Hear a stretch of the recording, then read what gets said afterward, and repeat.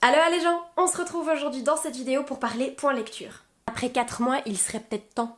Mais avant de réellement entrer dans le vif du sujet, j'aimerais vous préciser deux choses. Première précision, je n'inclurai pas dans cette vidéo les tomes de la saga Harry Potter que j'ai déjà lus, pour la simple et bonne raison que je compte faire une vidéo à part entière concernant la saga lorsque je l'aurai finie.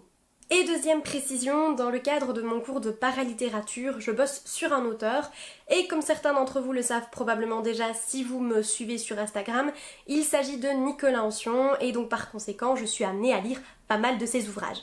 Mais je ne présenterai pas les ouvrages que j'ai pu lire de sa plume au cours des 4 derniers mois dans cette vidéo, pour la simple et bonne raison que j'ai décidé de consacrer une vidéo entière pour cet auteur et les livres que j'aurais lus de sa plume. Ces précisions précisées, on peut maintenant passer à la vidéo. Je parlerai dans un premier temps de Ce qu'ils n'ont pas pu nous prendre de Rutace et Pétis aux éditions Gallimard dans la collection Scripto.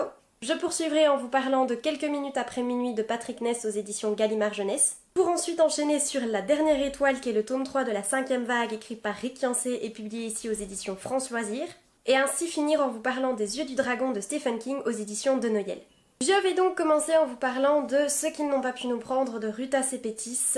Pour moi ça a été un réel coup de cœur, mais un coup de cœur monumental, et je vous explique tout de suite pourquoi. De base, le résumé de cet ouvrage m'intriguait énormément parce qu'on va suivre ici l'histoire d'une jeune fille lituanienne qui va être déportée en Sibérie dans un camp de travail, il me semble, avec sa famille, ou du moins son frère et sa maman.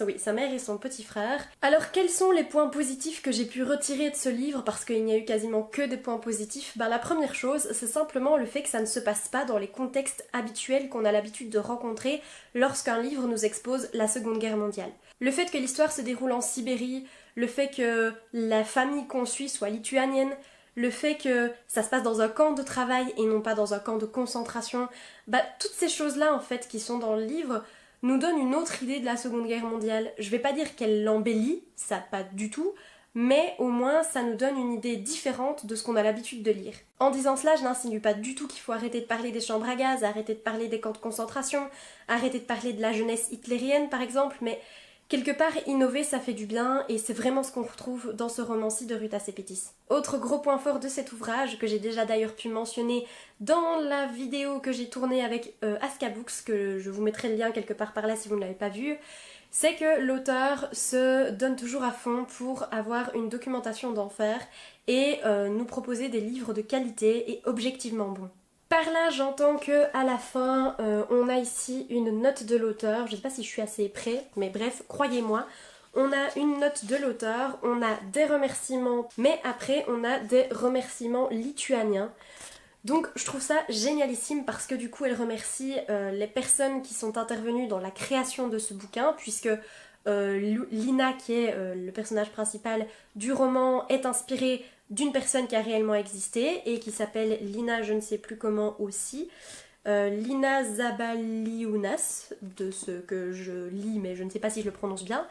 Donc franchement, juste pour ça, c'est un livre génialissime.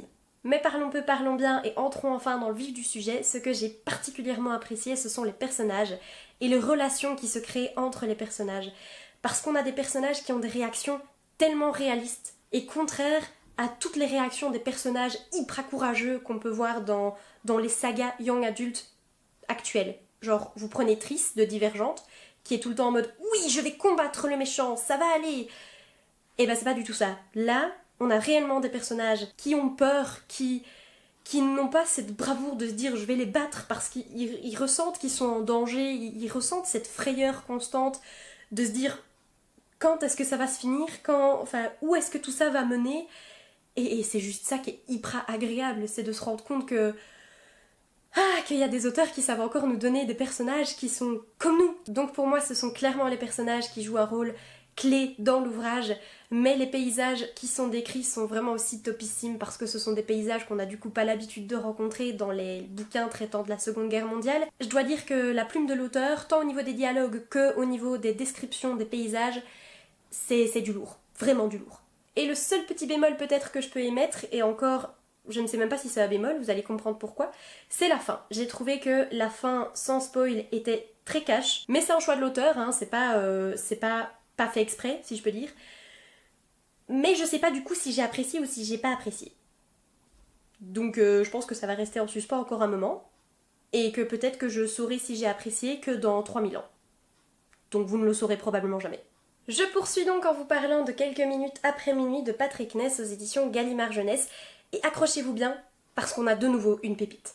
De même que pour le roman de Ruta Sepetys que je viens de vous présenter, j'ai déjà eu l'occasion de vous en toucher quelques mots dans ma vidéo que j'ai réalisée avec Aska Books aussi, où je vous disais que l'histoire était très simple et que c'était peut-être son plus gros point fort. Je ne vais pas me contredire parce que c'est clair que cette histoire est très simple, mais je compte argumenter mes propos en ajoutant que quelque part l'histoire est très complexe aussi. Parce que dans les mots que Patrick Ness a choisis et dans les phrases qu'il a réussi à construire avec ces mots, il y a tout le temps quelque part un sens caché qui crée un côté complexe à l'histoire que seuls des lecteurs qui ont envie d'aller plus loin peuvent comprendre. Et là, c'est moi qui ne me fais pas comprendre, je pense. Tout ça pour dire que, outre la simplicité de l'histoire, qui pourrait être une histoire qui arrive à tout le monde en fait, eh ben, il y a une de ces puissances dans les phrases de Patrick Ness qui fait que quelque part, tu peux pas te dire « Oh, c'est simple, c'est un peu niais comme histoire ». Pas du tout.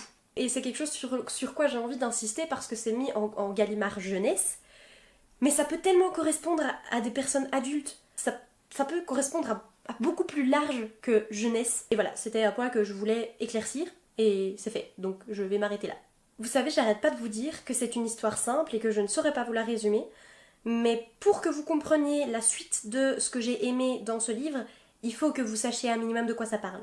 Donc je vais vous lire les 4 ou 5 phrases qu'il y a au dos, et puis on en reparle. Depuis que sa mère est malade, Connor redoute la nuit et ses cauchemars. Quelques minutes après minuit, un monstre vient, qui apporte avec lui l'obscurité, le vent et les cris. Maintenant que vous savez un minimum de quoi ça parle, je peux donc vous dire ce qui m'a aussi énormément plu dans cet ouvrage, et c'est cette relation qu'a le protagoniste principal avec le monstre en question. C'est juste une tuerie. C'est une relation super mignonne, et en même temps, tu dirais qu'elle est super nocive, et en même temps, elle apporte tellement à notre protagoniste principal que... tu vois, t'es comme ça, t'es genre une boule d'énergie, t'as envie d'exploser tellement tu aimes cette relation et qu'en même temps tu te dis où est-ce qu'elle va le mener cette relation, et je sais pas, c'est une tuerie, ce livre c'est une tuerie. J'arrive même pas à parler tellement ce livre c'est trop bien. Maintenant peut-être que je l'ai lu au super bon moment et que fatalement il y aura des gens qui aimeront pas, mais je l'ai adoré, clairement. En plus, il y a des contes dans le livre. C'est-à-dire que dans le livre, il y a des histoires. C'est pas trop bien? Bon, histoire de ne pas trop rester dans le sentimentalisme, dans la douceur et dans la beauté, changeons un peu de registre puisque je vous parle maintenant de La dernière étoile, le tome 3 de la 5e vague de Rick Yancey. Je vous propose donc de commencer par les 2 points négatifs et puis vous parler des 2 points positifs pour finir en beauté. Et le premier point que je compte aborder, ce sont les personnages, parce que contrairement aux 2 livres que je viens de vous présenter, ça n'a pas trop fait le même effet dans ce bouquin-ci. Mais pourquoi? Eh ben simplement parce que j'ai l'impression que d'un passage du livre à un autre, un personnage est capable de changer entièrement de personnalité. Et je dis personnalité, j'insiste dessus, parce que c'est pas de sentiment. Genre, il est pas triste et puis heureux, ou fatigué et puis super motivé. Non, c'est genre, réellement, il change de personnalité. Maintenant, j'en ai parlé avec certaines personnes de ma connaissance qui l'ont lu, et elles n'ont pas forcément ressenti la même chose, donc c'est peut-être moi qui déraille complètement, mais c'est un point en tout cas qui m'a laissé perplexe. Et deuxième point négatif que je peux aborder dans cette vidéo au sujet de ce bouquin, et qui m'horripile parce que je l'avais déjà remarqué dans le premier et dans le deuxième bouquin de la saga, et que j'ai déjà d'ailleurs mentionné dans une de mes précédentes vidéos, mais je ne sais plus laquelle, je vous mettrai un lien quelque part. Il y a des choses qui sont clairement impossibles. Il y a des moments où les personnages sont censés crever avec ce qu'on leur afflige, et ils survivent, mais c'est pas normal. Et moi ça me... Non. Ou alors tu lui fais pas ça à ton personnage. Mais là il est censé être mort, pas vivant. Mais de nouveau, il y a des personnes, ça n'a absolument pas choqué, hein. Mais moi ça m'énerve. On peut enfin passer au point positif, et le premier que je tiens à mentionner, c'est le fait que l'auteur a fait de ses choix incroyablement judicieux et pourtant très risqués. Ça peut ne pas plaire et en même temps ça peut vraiment plaire, et est-ce que je le fais, et ben finalement il le fait, et il a raison de le faire. Punaise, qu'est-ce qu'il a raison de le faire, et c'est ça qui pour moi différencie en tout cas grandement cette saga-ci de beaucoup d'autres sagas du même genre. Deuxième gros point positif, c'est clairement l'addictivité. L'addictivité est un critère essentiel pour que j'aime un livre.